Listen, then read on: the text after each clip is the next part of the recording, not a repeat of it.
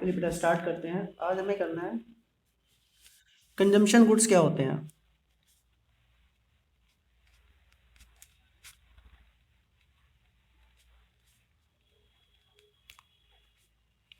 और consumption services क्या होते हैं।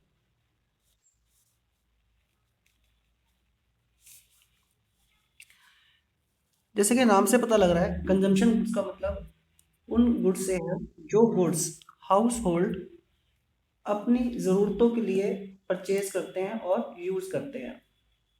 मतलब अर्निंग करने के लिए गुड्स नहीं होते ये, बल्कि अपनी रिक्वायरमेंट्स या अपनी ज़रूरतों को पूरा करने के लिए यूज़ किए जाते हैं हाउस होल्ड्स के द्वारा। और इसमें कौन कौन से चीज़ें इंक्लूड होती है, मतलब कंजम्पशन गुड कितने टाइप के होते हैं। एक तो होता है बेटा durable use consumer good.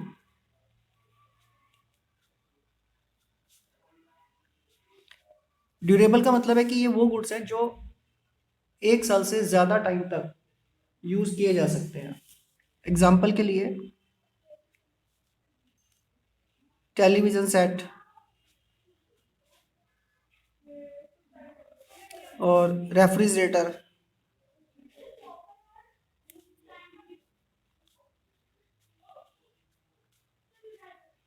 Etcetera.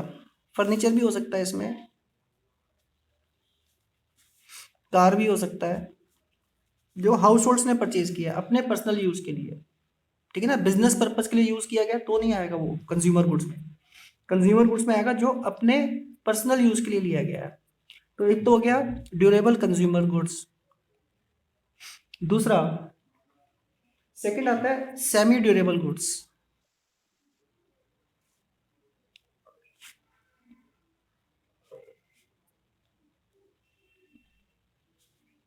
Semi durable का मतलब है कि ये 1 साल से ज़्यादा समय तक यूज़ नहीं होते। ये 2-4 महीने या 5 या 6 महीने, मतलब ज़्यादा बार यूज़ होते हैं, लेकिन 1 साल से ज़्यादा टाइम तक यूज़ नहीं होते। इसमें एग्जांपल्स में क्या आ जाएगा, जैसे क्लोथ्स आ जाएगा, शूज़ आ जाएगा, समझ रहे हो, एटसेट्रा। मतलब थोड़े समय तक यूज़ होते हैं। और तीसरा आ जाएगा इसमें single use goods. Single use का मतलब है कि ये गुड्स केवल एक बार यूज़ होंगे और फिर ख़त्म हो जाएंगे। एग्जाम्पल के लिए हम फूड यूज़ करते हैं तो एक बार यूज़ किया और ख़त्म हो जाता है वो। और मेडिसिन यूज़ करते हैं, ये भी एक बार यूज़ करने से ख़त्म हो जाती है, एटसेट्रा। और एक और आ जाता है इसमें फोर्थ में, consumer services.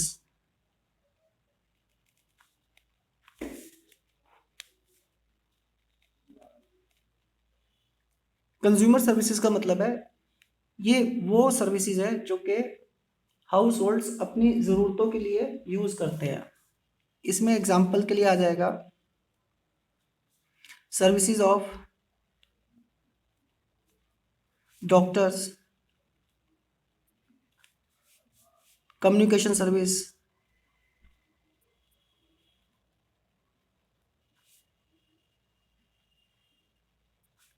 Etcetera.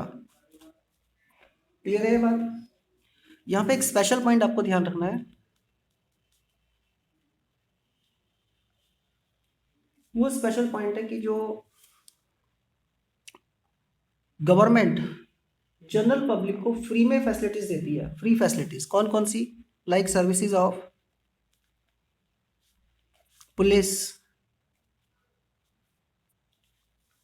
Courts, parks और स्ट्रीट लाइट,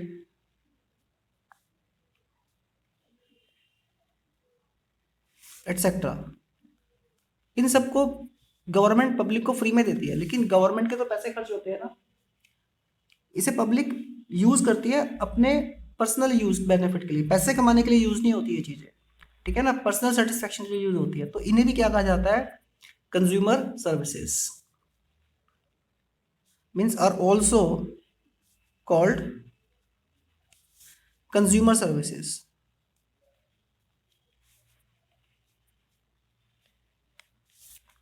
क्लियर है बात। अच्छा, नेक्स्ट आता है question number 28। What are capital goods?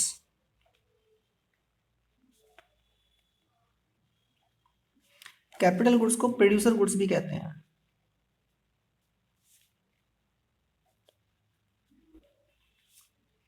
और बेटा कैपिटल गुड्स का मतलब होता है वो ड्यूरेबल गुड्स जो कि प्रोड्यूसर्स प्रोडक्शन के अंदर यूज करते हैं, प्रोडक्शन करने के लिए यूज करते हैं।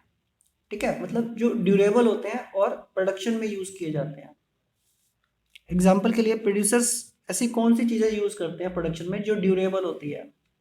एक तो मशीन्स आ जाएगा इसमें, है ना, प्रोडक्शन के लिए यूज होती है और लॉन्ग टर्म तक होती है। और बिल्डिंग भी प्रोडक्शन के लिए यूज होती है, क्योंकि बिल्डिंग ही नहीं होगी तो प्रोडक्शन कहाँ से किया जाएगा। और बिल्डिंग्स भी ड्यूरेबल ही होती है, लॉन्ग टर्म तक यूज होती है। और रोड्स भी तो बेटा ड्यूरेबल होती है ना, और रोड से भी प्रोडक्शन किया जाता है। मतलब ट्रांसपोर्टेशन सर्विसेज का प्रोडक्शन हो ही नहीं सकता अगर रोड्स ना हो तो ये सारे एग्जांपल्स हैं प्रोड्यूसर गुड्स के। यानी कि प्रोड्यूसर गुड्स का मतलब हुआ वो ड्यूरेबल या लॉन्ग टर्म यूज होने वाली गुड्स जो कि प्रोडक्शन में कंट्रीब्यूट करते हैं। क्लियर? इतना नोट कर लीजिए, फिर आगे बढ़ते हैं। हाँ, एक बात ध्यान रखनी है, प्रोड्यूसर्स है ना कई बार सिंगल यूज गुड्स भी यूज करते हैं प्रोडक्शन के लिए। जैसे कि रॉ मटेरियल यूज होता है प्रोडक्शन के अंदर, लेकिन रॉ मटेरियल तो एक बार यूज होगा और खत्म हो जाएगा। समझ में आ रही है बेटा मेरी बात? इसे हम कैपिटल गुड्स नहीं बोलेंगे। कैपिटल गुड्स के लिए जरूरी है पहली कंडीशन कि वो ड्यूरेबल होना चाहिए, मीन्स 1 साल से ज्यादा टाइम तक यूज हो। सेकेंड कंडीशन, प्रोडक्शन में हेल्पफुल होना चाहिए। दो कंडीशन जरूरी है बेटा। क्वेश्चन नंबर 27 आप रीड कर लीजिए, ये अभी हमने समझा है।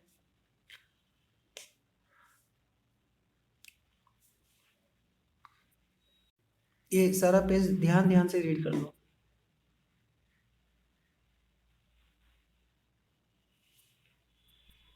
और क्वेश्चन नंबर 28 भी रीड करना है। कैपिटल गुड्स ये भी हम कर चुके हैं।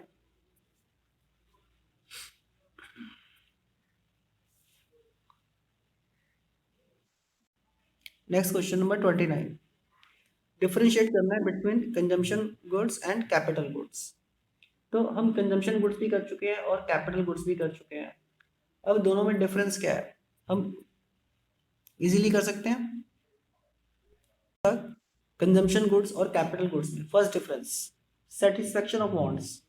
कंजम्पशन गुड्स हमारी वांट्स को डायरेक्टली सेटिस्फाई करते हैं, है ना। जैसे हमने खाना, कपड़े, फर्नीचर, हमारी वांट्स डायरेक्टली सेटिस्फाई कर रहे हैं। लेकिन जो कैपिटल गुड्स होते हैं ना वो हमारी वांट्स इनडायरेक्टली सेटिस्फाई करते हैं, क्योंकि कैपिटल गुड्स का मतलब है मशीन्स। मशीन्स वो चीज़ें बनाती है जिनसे हमारी ज़रूरतें पूरी होती हैं। मतलब मशीन डायरेक्टली हमारी वांट सेटिस्फाई नहीं कर रही। ठीक है।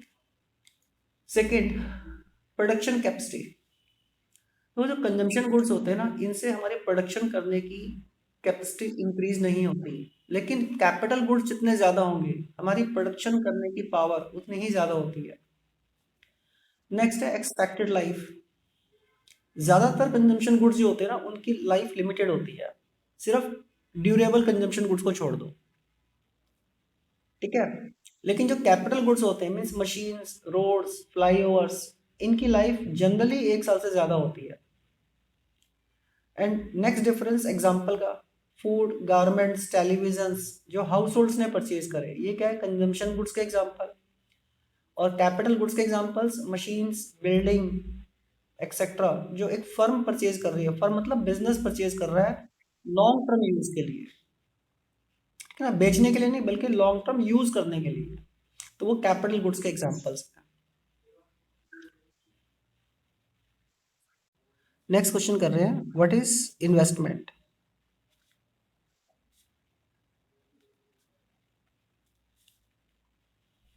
इन्वेस्टमेंट को कैपिटल फॉर्मेशन भी कहा जाता है।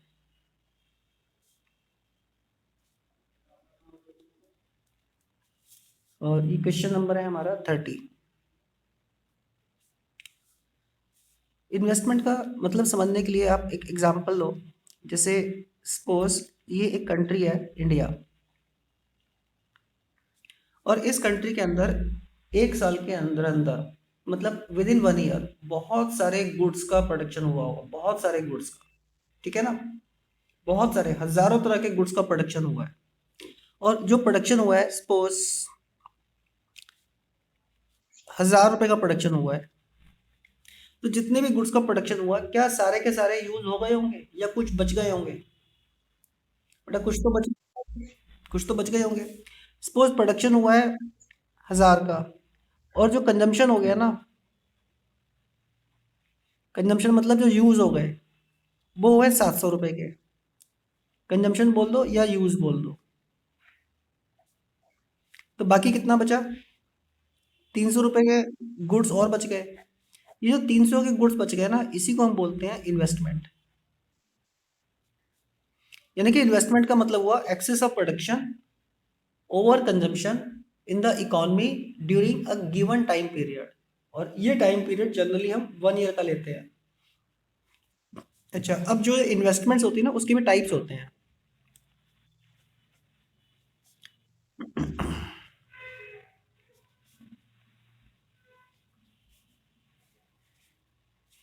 दो टाइप्स होते हैं इन्वेस्टमेंट के। एक होता है फिक्स्ड कैपिटल फॉर्मेशन।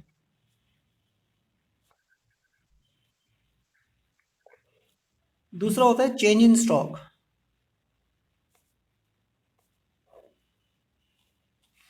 इनमें फर्क क्या होता है? देखो, जो ये हमारा 300 रुपये का बचा था सामान, इसमें बहुत सारा सामान तो ड्यूरेबल रहा होगा। ड्यूरेबल जैसे कि मशीन्स, बिल्डिंग्स, रोड्स एक्सेट्रा, मतलब ड्यूरेबल रहे होंगे। तो इसमें से जो ड्यूरेबल वाला इन्वेस्टमेंट है, लॉन्ग टर्म यूज तक जो होगा, ड्यूरेबल यूज इन्वेस्टमेंट, वो कहलाता है fixed capital formation.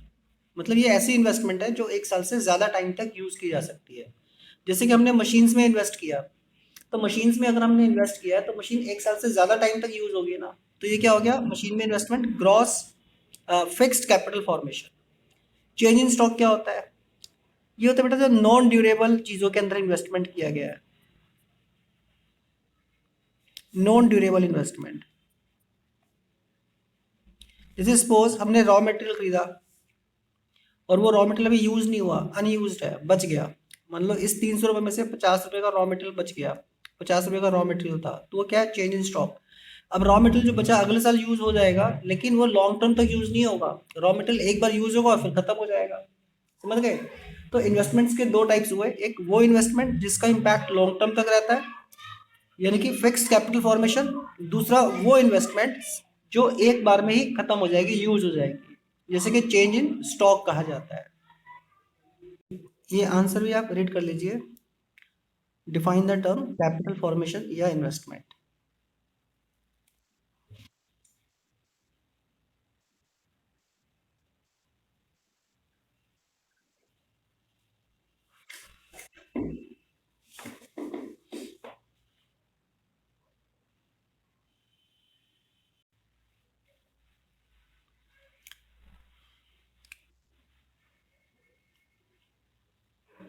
Okay, question number 31।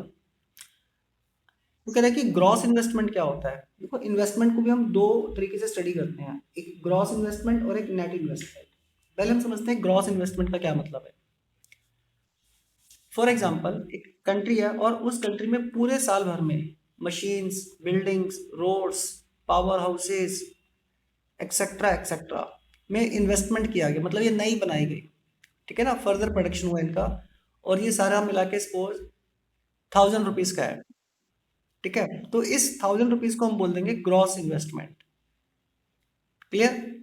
लेकिन आप सोचो, जितना हमने इन्वेस्टमेंट किया 1,000 रुपीज का, तो पुराना भी तो हमारे पास मशीन्स, रोड्स, बिल्डिंग्स वगैरह वगैरह पुरानी भी रही होगी, पिछले सालों की जो बची हुई थी।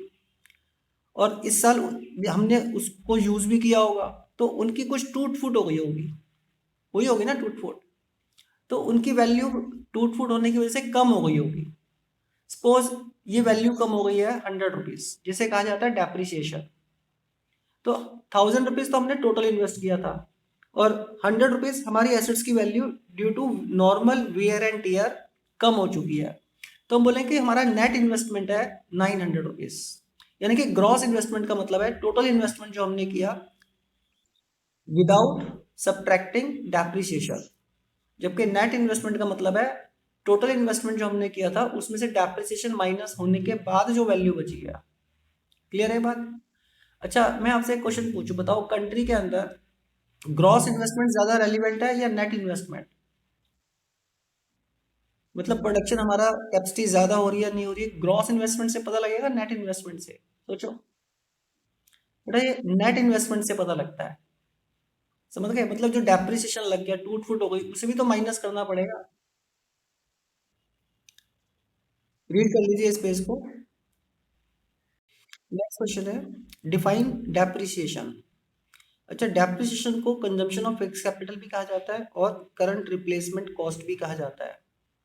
डेप्रिसिएशन का मतलब जैसे अभी अभी हमने समझा, इसका मतलब होता है जो फिक्स एसेट्स होती है ना, जैसे कि मशीन, कार, फर्नीचर, बिल्डिंग्स, मतलब जो लॉन्ग टर्म यूज होने वाली एसेट्स होती है, जब हम उनको यूज करते हैं ना तो धीरे धीरे नॉर्मल वेयर एंड टीयरिंग होती है उनमें, जिससे कि उनकी वैल्यू कम होती चली जाती है, और एक टाइम ऐसा आता है कि वो यूज करने के लायक नहीं बचती।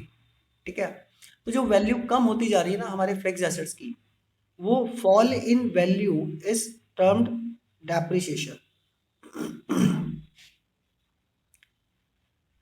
क्वेश्चन नंबर 33, डिस्टिंग्विश करना है gross investment and net investment में।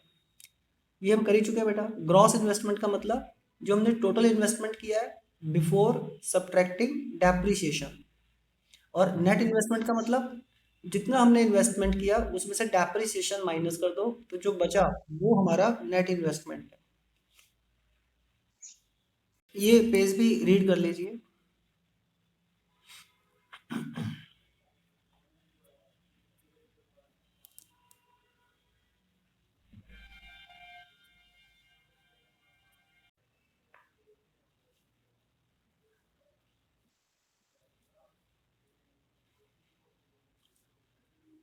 नेक्स्ट क्वेश्चन करते हैं, what do you mean by term indirect tax?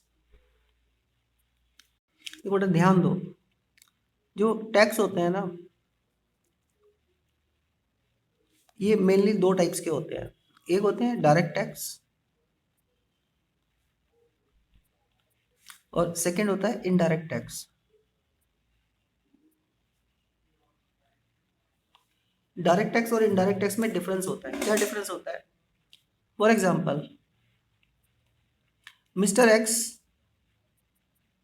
एक हाउस होल्ड है, और मिस्टर एक्स ने इनकम अर्न किया पूरे साल भर में, सपोज 20 लाख रुपीज। तो गवर्नमेंट ने मिस्टर एक्स को कहा भाई आपने 20 लाख रुपीज अर्न किया है, तो इसमें से आप हमें इनकम टैक्स पे कर दो, और 20 लाख से सपोज गवर्नमेंट ने 5 लाख रुपीज इनकम टैक्स ले लिया। तो मिस्टर एक्स ने जो गवर्नमेंट को टैक्स पे किया 5 लाख रुपीज, मिस्टर एक्स अपनी पॉकेट से ही देगा ना, वो अपने किसी फ्रेंड से या रिलेटिव से ये 5 लाख रुपए मांग तो नहीं सकता कि भाई गवर्नमेंट ने मेरे से टैक्स लिया है तो आप मुझे पैसे दे दो। नहीं मांग सकता ना, तो वो खुद ही पे करेगा। तो ये हो गया डायरेक्ट टैक्स। इनडायरेक्ट टैक्स क्या होता है? तो बेटा एक पर्सन है मिस्टर वाई, और ये एक बिजनेसमैन है, और इन्होंने ना सपोज इनका जो बिजनेस है एयर कंडीशनर सेल करने का है, इन्होंने सेल कर दिया एयर कंडीशनर। सपोज पूरे साल में 10 करोड़ रुपीज के एयर कंडीशनर सेल करे, तो गवर्नमेंट कहेगी भाई आप एयर कंडीशनर सेल कर रहे हो ना, तो आप यानी कि मिस्टर वाई को बोलेगी कि आप हमें टैक्स दो, जैसे जीएसटी, आपने सुना भी होगा, GST goods and services tax, tax दो। आप 10 करोड़ के गुड्स बेच रहे हो तो हमें 3 करोड़ रुपया जीएसटी का दो, मतलब गुड्स एंड सर्विसेज टैक्स दो। गवर्नमेंट किसको बोलेगी? मिस्टर वाई को। तब सोचो मिस्टर वाई ये पैसे 3 करोड़ रुपए जो टैक्स के गवर्नमेंट को देने हैं, अपनी पॉकेट से देगा या कस्टमर से ले लेगा? पहले सोचो बेटा, ये कस्टमर से लेके फिर गवर्नमेंट को देगा। समझ रहे हो? मतलब गवर्नमेंट ने तो टैक्स मिस्टर वाई से लेना है, लेकिन मिस्टर वाई ने क्या करेगा, ये कस्टमर से लेके फिर गवर्नमेंट को देगा। तो ऐसे टैक्स जो पेमेंट एक बंदे ने करना है, जैसे यहाँ पे मिस्टर वाई ने करना है, लेकिन मिस्टर वाई पेमेंट करने से पहले किसी दूसरे पर्सन से, जैसे कि कस्टमर से रिकवर करके फिर गवर्नमेंट को देगा, तो वो क्या हो गया, इनडायरेक्ट टैक्स। समझ गए? Direct and indirect tax. अच्छा, क्वेश्चन ये आता है कि गवर्नमेंट इनडायरेक्ट टैक्स क्यों लगाती है, लगाने का रीजन क्या है? बहुत सीधी सी बात है, इनडायरेक्ट टैक्स से ना गवर्नमेंट को बहुत ज्यादा इनकम होती है। आप सोचो, क्या गवर्नमेंट को पैसे नहीं चाहिए? गवर्नमेंट को भी तो इनकम चाहिए। और उस इनकम का गवर्नमेंट क्या करती है, लोगों के वेलफेयर के लिए और कंट्री की ग्रोथ के लिए और कंट्री को फॉरेन एनिमी से प्रोटेक्ट करने के लिए यूज करती है। क्लियर? अच्छा, एक रीजन तो हो गया इनडायरेक्ट टैक्स लगाने का, गवर्नमेंट को इनकम जनरेट होती है, जो कि गवर्नमेंट वेरियस नेसेसरी पर्पजेस के लिए यूज करती है। सेकेंड रीजन, कई बार होता है कुछ हार्मफुल चीजें होती है, कि जैसे कि वाइन। वाइन आप सभी जानते हैं बेटा हम, कि हेल्थ के लिए हार्मफुल है। और गवर्नमेंट चाहती है कि लोग वाइन कंज्यूम ना करें या कम कंज्यूम करें। ठीक है? और एक वाइन की एक बॉटल सपोज आती है 1000 रुपीज की। तो गवर्नमेंट पता है क्या करेगी, गवर्नमेंट वाइन की एक बोतल 1000 रुपए की है ना, इस पे टैक्स लगा देगी। वाइन की शॉप वाले को बोलेगी भाई 1000 रुपए की बोतल है, कोई आपसे खरीदने आता है तो आप 1000 रुपए प्लस 2000 रुपए टैक्स के नाम के, मतलब 3000 रुपए में बेचना। समझ गए? अब सोचो, जब गवर्नमेंट ने इस पे टैक्स लगा दिया, इतना ज्यादा टैक्स लगा दिया, तो फिर इस ज्यादा टैक्स लगाने से क्या होगा, प्राइस बढ़ गया, मार्केट प्राइस। और जब मार्केट प्राइस ज्यादा होगा तो लोग खरीद नहीं पाएंगे और कंजम्पशन कम करेंगे इन हार्मफुल चीजों का। क्लियर है बात? हाँ, और एक बात ध्यान रखनी है, जब भी इनडायरेक्ट टैक्स लगाया जाता है तो इससे मार्केट प्राइस इंक्रीज हो जाता है। जैसे फॉर एग्जांपल, जैसे ये पेन देख रहे हो आप, ये पेन सपोज 10 रुपीज का है, लेकिन गवर्नमेंट ने सेलर को बोला कि भाई आप इस पेन को बेचोगे ना 10 रुपीज का, तो आप 2 रुपीज हमें टैक्स के भी दोगे, जीएसटी के नाम के दोगे। तो बताओ, सेलर इस पेन को फिर मार्केट में कितने रुपीज का बेचेगा? क्या 10 रुपीज का ही बेचेगा? वो टैक्स के पैसे भी तो हम ही से लेगा ना, मतलब हमको 12 रुपीज में देगा वो। तो टैक्स, इनडायरेक्ट टैक्स लगाने से किसी भी चीज का मार्केट प्राइस ज्यादा हो जाता है। एक और एग्जांपल, जैसे एक कार है, मान लो 10 लाख रुपीज की है, लेकिन उस कार के ऊपर गवर्नमेंट ने 5 लाख रुपीज इनडायरेक्ट टैक्स लगा दिया, मतलब जीएसटी लगा दिया। तो मार्केट में वो कार कितने पैसे की बिकेगी? सोचो, मार्केट प्राइस कितना होगा? क्या 10 लाख में बेचेंगे फिर? बेटा फिर 5 लाख रुपीज तो गवर्नमेंट को भी देने हैं जीएसटी के। तो फिर इसका मार्केट प्राइस कितना हो जाएगा, 10 लाख की car plus 5 lakh rupees GST, यानी कि मार्केट प्राइस कितना हो जाएगा, 15 लाख रुपीज। तो आपको ध्यान रखना है कि इनडायरेक्ट टैक्स लगने से किसी भी चीज के ऊपर लगाया जाए, बेशक वो उस चीज का मार्केट प्राइस इंक्रीज हो जाता है। क्लियर?